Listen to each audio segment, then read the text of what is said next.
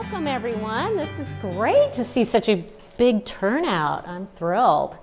So today we're going to talk about something that I've been collecting for close to 40 years, casually. I call myself a casual collector. So it's Staffordshire Transfer Printed Pottery, and you might ask, what is, let's get this going here. There we go. Yay, we got it. So a transfer printing method for pottery. You guys came up and you looked around and you saw it, and I'm hearing stories from family pieces and things that meant a lot to you, and that's what I love about it too. But the transfer printing method, I did find a nice picture of a transfer printing process there, more modern. That's probably a steel drum there, but again, it's a method of decorating pottery with the use of an engraved copper plate, steel plate, in which they would take and put a pigment on it and then paper on it, and then take that paper and impress it onto the pottery before firing. So that's really why it's called transferware. It's a group term for a wide variety of pottery. So, oh good, we have a little baby attending. That's wonderful. So it was developed in England from the 1750s on, so it's been around for quite a while. And it really boomed in the 1800s. It was huge. And the American market, of course, was the biggest consumer, I think, of this. It was popular in England, but it was really popular in the US. The bulk of the production came from the Staffordshire region in England, and I'll talk about that a little bit later. And there were so many makers. There were hundreds of makers, hundreds of potters, and some of them chose to do this exclusively. Oh, let's go back. So I just kind of picked some shots that show kind of a wide variety of colors and styles and items. And again, it's not just plates. You know, anything, any pottery piece could be decorated this way. But early origins, I did find something out. They've kind of discovered recently that this process originated in Italy in 1750, but quickly adopted by the potteries in Birmingham, Battersea, and Liverpool. And then it got adopted by the Staffordshire potteries, and it kind of was enhanced and developed over 30 years because they were really keen to be able to produce wares like Josiah Wedgwood. And we all know the Wedgwood name. And as a matter of fact, we're very excited to have a special exhibition coming into Havilah Beardsley House July 6th through September 30th called Beyond Wedgwood Blue. There was a wonderful article by Bill in the Record and touting and I'm excited to come and see this exhibit. This will be fantastic, I think. But it really talks about Josiah Wedgwood and all of the variety of pottery styles that were produced by that company over 250 years. But before the transferware technique was developed, as you can imagine, porcelain china was hand painted. And I just picture row after row after row of mostly women, I would think, bent over the benches, hand painting.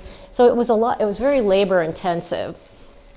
But this technique allowed them to produce these beautiful scenes on the pottery without being hand painted. And the emerging working and middle class could afford it. And it boomed. It absolutely boomed. I have this little detail. So this was 1751. So you can see that they had, and it's a little blurry there, but it is a very detailed picture. And then they said that in here was a little bit of hand painting in this still, because they were still kind of doing their hand painting. There, that looks pretty good. Thank you. That's about yeah, is that better? Yeah. So that is a very early piece right there, a plaque. But I found this term and I really liked it. It's where the engraver's art meets the potter's art. Brilliant, brilliant thing to do, because the public was just consumed with a fascination for the rest of the world. There they are, not traveling, but this allowed them, through the artists, through the talents of the artists that traveled with wealthy people, were able to support themselves with their art, and then that art was used, and the engravers took that art and carved it into copper plates. And I have this wonderful old newspaper picture of the engravers at the bench engraving those copper plates. And then the potters, the owners of the potteries, used entire illustrations, maybe sometimes a mishmash of borders and styles, and they came up with thousands of china patterns. Now, it seems like a lot of themes here, but really, they stuck with kind of this basic set of themes. Pastoral couples or children, where we've got this, figures in there, and landscapes or waterscapes. Classical ruins, that's a big part of many of the plates that I have, classical ruins. Naval and marine portraits. I think we know that gentleman. I think his portrait is upstairs in the hallway. And themes from literature, classical themes, mythology, and then of course battles and military heroes are featured. Commemorative pieces. And I'd like to point out this plate that I have. It says American Independent, that's interesting. Again, this would be from the British potteries, and I did date this one, 1825. So I got a plate here that's 200 years old. I think that's wonderful. I mean, I look at it and go, whoa, don't drop it.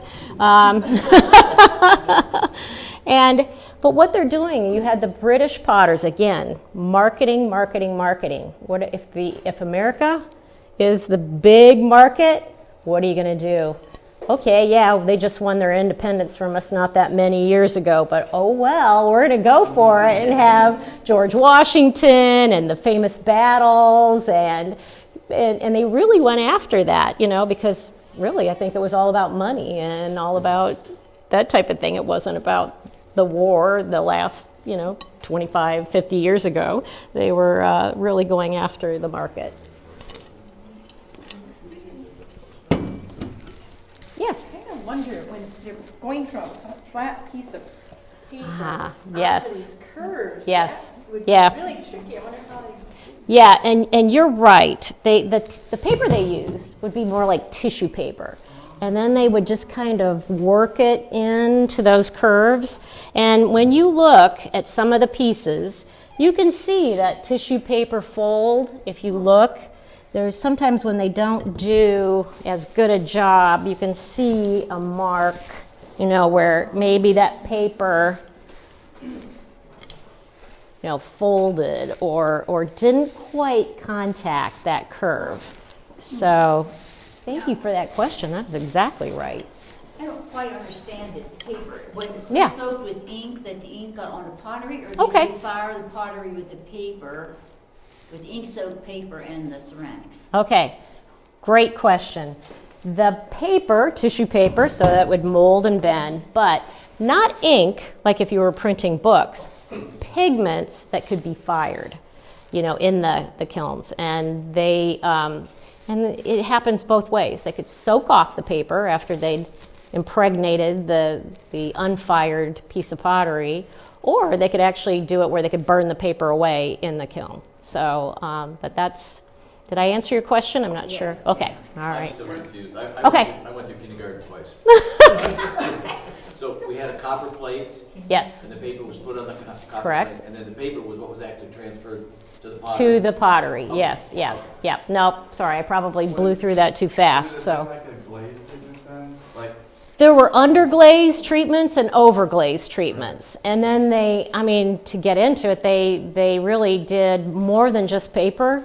They did thin sheets of glue or resin, and then the engraver would carve into that, and then they would put oil on those, transfer the oil, and then kind of brush pigment across that. There were, as I said, these potteries were always refining and changing their methods. So I just dabbled in some of that. I didn't know that till I was researching. I thought it was all tissue paper based with pigments. So, yes. The pigments, would this be similar to what the artists used on their canvases? No, completely different.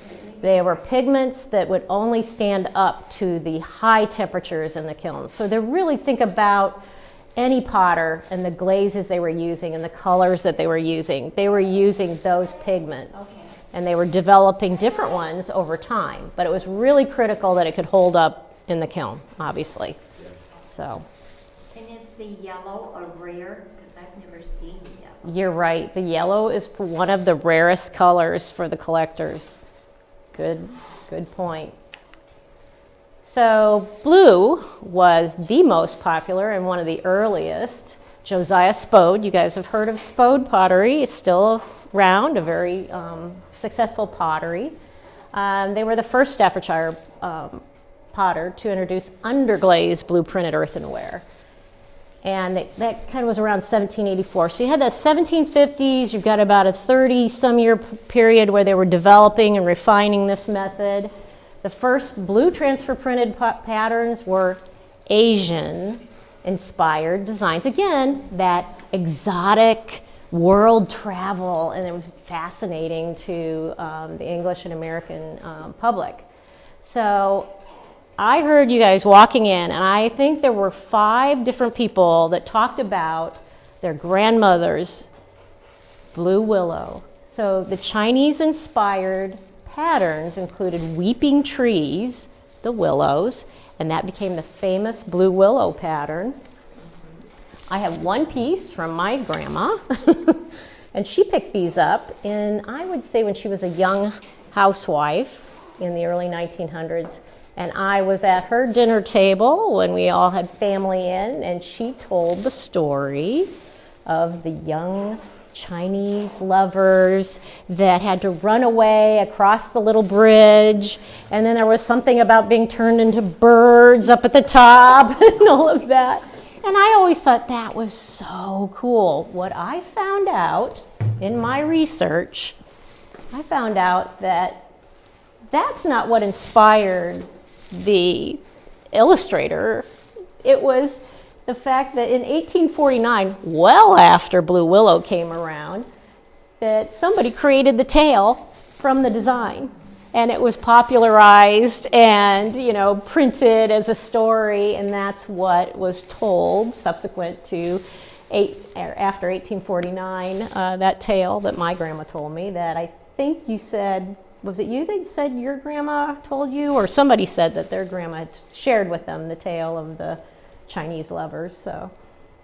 Well, I was thinking more, there was a book when I was Okay, a called book, Willow, which probably was the tale that, you know, came out in the mid 1800s. My sister told me the tale, because I have a set of blue willow dishes, but I didn't get them. They're new ones, and I never got them until 1997. Okay, yeah. And so they're not like this. I Right. mean, it's the same pattern, but then my sister told me that tale Yeah. because she was with me when I purchased them. There are many variations, and this one is a different one. You see the little birds. Here, I'm going to get out of your way back there. Okay. You see the little birds, and there's some figures, Chinese figures. So it's a whole tale that kind of goes around, but whoever was putting that tale together was brilliant in 1849, so they took that popular pattern. And a spoiler alert. Yes. In the Wedgwood exhibit, we're going to have an interactive for the public on blue willow porcelain. So Yeah. you have to come and see it. Oh, absolutely. Yes. That would be great. So the tale is featured in that interactive, in a In way? a Okay. way. All right.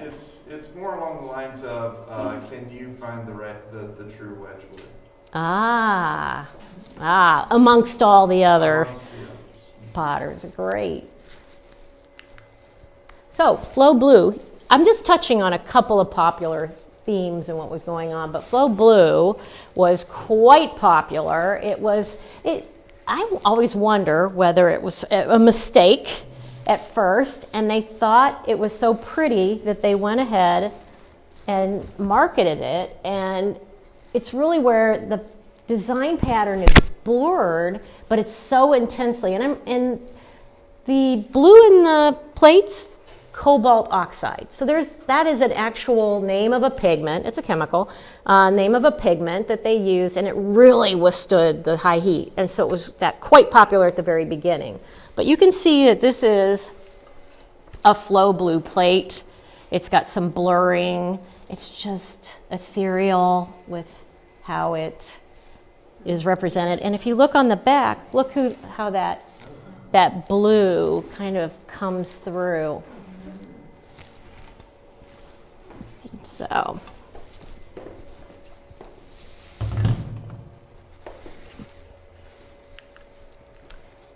of course, more development and more colors, but the early ones were, mostly we talked about blue, but the early ones were blue, brown, and black. They really withstood the high heat temperatures. But of course, those potters are always working and they're always developing things. So by the 1830s, green, pink, and purple were developed, and I have some examples of, I think the colors are just so beautiful, and I love that. Green, it's gorgeous,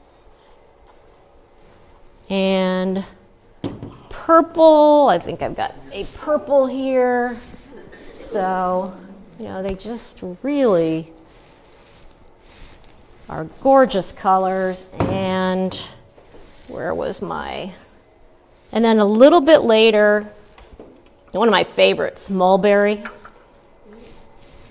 It's kind of a pinky purple. So,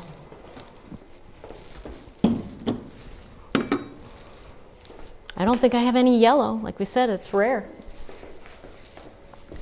And then they developed ways to introduce multicolors. So we have a little plate here with... Now they did that by sometimes layering different tissue paper and trying to register that tissue paper so they could do the pigment with the blue and the pigment with the brown and the pigment with the red. And other times they would hand paint the details in. I think this one is where they just brush in the various colors. Probably every variety under the sun, technique-wise. Oh, I think this one is too. I'm not even going to pick that up, but you can see that picture. I believe those colors are brushed in, but they even did this kind of faded brownish thing for that urn. Oh, excuse me. Yes? Are these plates safe to eat from? Oh, that's a great question. I hope they are, because I've used them for serving. And nobody died. And nobody died. They're not lead glazes that were used for, in other countries that you have to be cautious about. We had a lot of those, and my dad wouldn't let us eat from them. Really? As far as I know, they're not lead glazes. I have never read anything. I'm sure that if they had been, we would know about it. It would be very openly, said, do not eat off of any of that. But I don't believe those glazes included lead, which would be the thing that we would be most concerned about. And like I said, I don't think so. In all my research when I was reading, I didn't read anything about that. So I don't think so, but I think it's safe. Well, let's hope so. Like I said, I hope so, because I certainly have. Question too. Do you have multiples in the same pattern? Good question. So when I collect, I'm usually collecting at estate sales or an antique mall, and they're usually one-offs. They're usually pieces that it's been handed down, it's the one that didn't get broken in the set, or they got split up. I think I heard a few of you talk about, I gave this to my niece or nephew or whatever, and the sets got split up to the children, big families, and maybe as they were passing things on, they gave each child a place setting or something. All those reasons that mostly I have one-offs. I mean, this piece here in the mulberry with that pitcher and that little teacup, I have 2 of those teacups and then that little pitcher. So I found a few little sets, but I think, and this is just Yeah. speculation, but it just happened to me yesterday. We had a Memorial Day family gathering with my wife's family, and a set that was my late mother-in-law's. Everybody was wanting to take a piece because it's a memory of family meals together, family gatherings. And so if you started with a set, it is a way that it gets dispersed so that everybody can kind of remember a person or different experiences. Yeah, absolutely. So you've heard about the Staffordshire Potteries. Again, they took this new method. They made a huge variety of pottery types, styles, methods, but they took off on transferware. And I thought Staffordshire was like one town or one thing, but no, it's a region in England. There's the island, so you can see they're right kind of smack dab in the middle. And it's composed, it's an industrial area, and there were hundreds of potters and potteries. And Burslem, Fenton, Hanley, Longton, Stoke, and Turnstall, and now kind of make up Stoke-on-Trent in Staffordshire, England. So it really is a region, and they were the main producers of this transferware. Although you will find a few American potteries making things in this style, and I think Mary Jane had some pieces that she showed me that said "Made in the USA." So they were a little bit later transferware. You see some of these names, and again, there were hundreds of potters, but Spode's still around. We've got Wedgwood still around. So there were potters that, it's amazing that they've had these industries for so long. And I believe a lot of times when I look at marks and things on here, I see and sons. I believe that the potters and their families, they passed down generational, so the generations ran the potteries, and if they were good businessmen, I think those were the ones that succeeded and in the long run. I think I talked about this. The exports boomed in the 1800s, declining toward the end of this century and really falling off after World War II.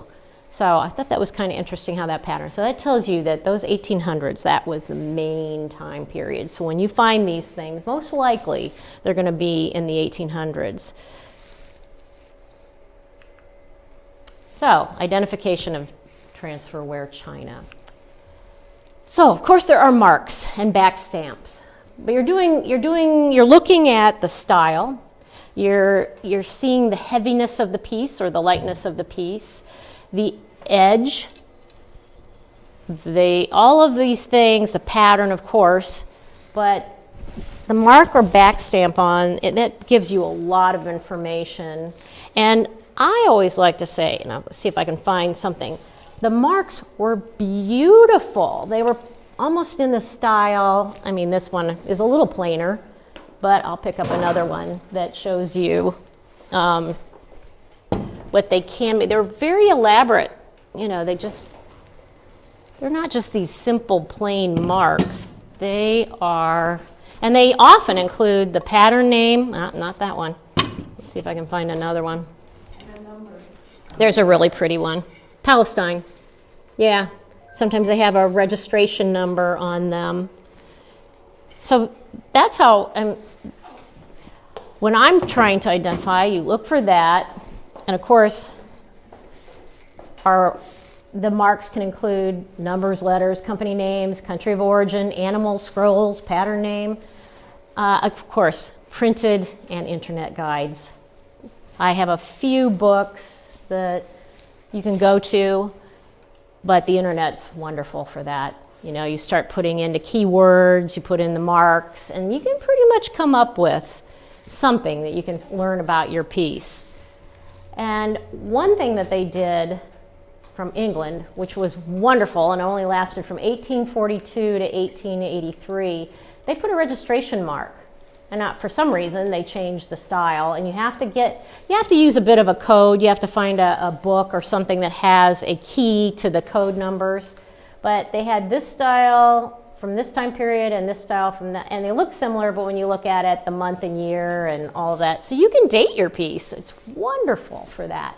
And I have one, I think you can see, but, you know, there it is. How wonderful. You can date that one. Of course, I didn't put the date on, but I can just tell by this style, this would be 1870s, 1880s. I didn't put a sticker on the back. And then there's another plate in here that has that mark. It's impressed into the thing, and then, of course, the glaze filled in. And I'm thinking, well, when they did the regulation, they said you've got to put that mark on. They didn't say it had to be legible. And let me tell you, that impressed mark is not legible. You're not going to be able to tell anything from that. It's all. But. All right. Transferware at Havilah Beardsley House. So those of you that are volunteers and docents, you know this. You've seen these. These are the broken pieces excavated during the 2012 archaeological dig. And there you go. All right, everybody, what's that style? Yeah, very good. And then that's just a more typical. I have some, well, actually, something very similar in this plate, you know. So it's the brown and white. And a beautiful little piece of red and white with the figures in it. It's gorgeous. And so, again, transferware was at its height of popularity in the mid-1800s. And when was the house built? 1848. And so I'd like to speculate that they had these sets, and they were for use in the kitchen, and they were probably for every day for the family, I would suspect. Maybe when they entertained in high style, they were pulling out the hand-painted porcelain and decorated china. But for everyday wear, this is what they were using. And it got broken and thrown out. And it got broken and thrown out, and it was in the rubbish heap, right. And those of us that like to dig and that kind of stuff, we can go back and dig those out. Yes, go ahead. Nowadays, I don't know if you've been to art fairs and so forth, but they'll take pieces and then make jewelry and so forth out of them. It's kind of fun. Yeah, jewelry or if they're broken, I think then Right, they kind broken of pieces and they break them further for the, you know, the right size. And then I think I've seen, you know, where they take broken china. I don't know about transferware, but then they do the mosaics, you know, where they fill a tabletop in with, you know, plaster and the pieces. So there's different ways to still use broken pottery, which is kind of nice. We're recycling and honoring it. So, and I didn't have it out, but did you guys know that they're still producing transferware today? Still doing it. It's a great method. I know that I have several spode pieces that were made, you know, within the last 20 years. That's my set that I go to for my Thanksgiving. It's a brown and white turkey kind of pattern, and I love it because I can use it feeling, oh, very comfortable. Don't have to worry about, you know, whether it's safe or not, and I just love that style. So they're still making it today. We still have those potters still going, but again, a gorgeous, gorgeous pottery that you're sitting at the table and you're looking at it and you can learn a few things. Again, they've got commemorative ware that, this is Robert Burns, the poet, the Scottish poet, and it shows where he was born and just some things. So there's a lot of commemorative pieces. Even, I think, it could be used to educate children because maybe Aesop's tales, you know, that kind of thing where they're bringing it from children's literature. I'm trying to, oh, sure, go ahead. Just a fast question. You mentioned that the sale of this stuff fell off dramatically after World War II. Was that because it became cost prohibitive or because styles changed? I think it was styles. If you think about what was popular in the 40s, 1940s, yeah, absolutely style-based. And I don't believe it came back until maybe as people like me started, ooh, ooh, this is kind of cool old stuff to collect. And I think it started coming back as a collectible, you know, more in the 70s, 60s and 70s on. Yeah, Steve? And of course, I'm disappointed that you didn't mention the railroads, the Transferware and the... Oh, I'm sorry, I didn't do it. So Steve, what can you tell me about that, you know? Yeah. Each of the railroads had their own pattern and the Transferware that they used for their dining car services. Oh. And those are big collectors. And we had some from our railroad and somebody sold it or bought it or did something with it. Okay. It was in our museum. Oh, I see. It was in our museum here? It was in the railroad museum. Oh, in the Railroad Museum. Okay, so. There is still a lot there. Not all of it's on display. Yeah. There is a small... I didn't come across it, and you know what? I've never come across it at antique malls or anything. It must be, you'd think it'd be very common, you know, if it was used on the trains, but I don't think I've ever come across. Because it's a crossover market. You've got the railroad Yeah. collectors and you've got the porcelain. Good point. Anytime you can hit 1, 2, 3 different interest points, yeah, it's going to be snapped up a little bit more. There So. was a series of articles in the Baltimore, Ohio magazine regarding their specific china and patterns and Okay. different commemorative patterns for different regions of the country and stuff. Do you think that they were produced in England or in the U.S.? I think it was both. I Okay. have to go back, hearing this, I have to go back and review that. Yeah, because again, there were American, but so much of it was England, and they went ahead with whatever, you know, whatever. And sometimes I'm sure they were commissioned. They would have been commissioned by the railroads to make it, right? Mm-hmm. It was New York Central, because this was the headquarters. Okay, and so they would have commissioned a potter or pottery or whatever to produce the material for them. Yeah. So would that have been the technique used for a presidential White House? And each of them seem to have their own chinaware. Probably fine porcelain would be my guess if it was coming out of the There's White some House. transferware. Is there really? And those Yeah. Oh. Yeah, I wondered about that. It's Okay. both. It's both. Okay. It's both. But, All right. But yeah, but they did, they did go to Sure. the more established companies. Mhm, They mhm. didn't go to the bargain Yeah, companies yeah. to do it, but yeah. That's a good question. So China is porcelain. This is earthenware? yes. Not stoneware, it's Well, ironstone is one of the terms used for the base material. Okay. And yeah, this would be a heavy, or creamware is what the British potteries called this, that they would print on here. And of course it popped the colors because of that creamware.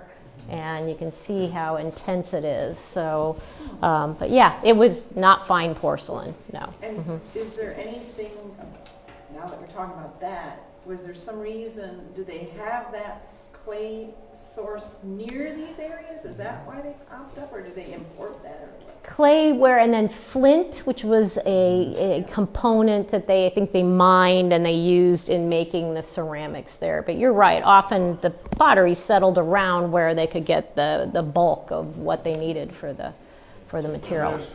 There is, it goes beyond the scope probably of Diane's talk today because ceramics is a gigantic Huge. field. But yeah, the different terminologies of earthenware and then the different types of earthenware and creamwares and sometimes pearlwares were a little bit newer white. But then when you get into ironstone or stoneware, it much depends on the firing techniques, the temperatures of the firing, and when you get to something like porcelain, it's actually converting the clay into like a semi-translucent glass. And porcelain, of course, we think of it originating in Asia, but there's now some scholarship that porcelains were created in other places of the world as well. It's kind of coincided with the development of glass, and glass is often thought of as Egypt is where glass was first developed. So anyway, there's a lot of crossover as you go deeper into time in history, and there are some interesting techniques that archaeologists use in the field to determine the differences, and the one that grosses everybody out is that earthenwares are fired at the lowest temperatures. That's why they're mass produced the most. You can turn them over and make the most because you don't need the highest fire kilns. And because they don't actually change the molecules of the clay, when you find a piece of broken earthenware, if you touch it, the edge of it to your tongue, your tongue will stick to it. Whereas if it's porcelain or stoneware, it won't. It slides right off your tongue, but you get to taste the dirt. And it's the same. Taste some dirt. So anyway, I'm sorry for a gross ending to you. But I'll let you finish up and conclude. I want to be respectful of everybody's time, and this has been an amazing presentation. So thank you. Well, you're very welcome. And I was touched by, again, your interest in the stories you told. And Mary Jane brought a box of pieces from her family and tells the story of one of the plates that was her father's favorite. He was colorblind, and the blue and white, the sharpness of that and the gradation in that plate, that was always something he resonated with, and he always used it. So that one plate that you brought was so special to your family and will be kept and passed down. And I think that's what I like about this, is that, and those stories that you told me of grandmothers and those memories and the family dinners and getting together. So that's what it represents to me, and thank you for sharing all of your stories. Sometimes you look at those plates and you say, this family never has to be together again, thank heavens.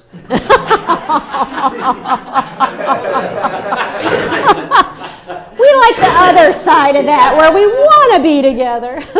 And thank you for, I know I helped a potter once at an art fair. I know what it's like to carry a lot of heavy stuff and move them. So thank you so much for bringing all You're those very pieces welcome. and risk them getting broken. Appreciate that. So a nice round of applause for Diane. Thank you. You're welcome.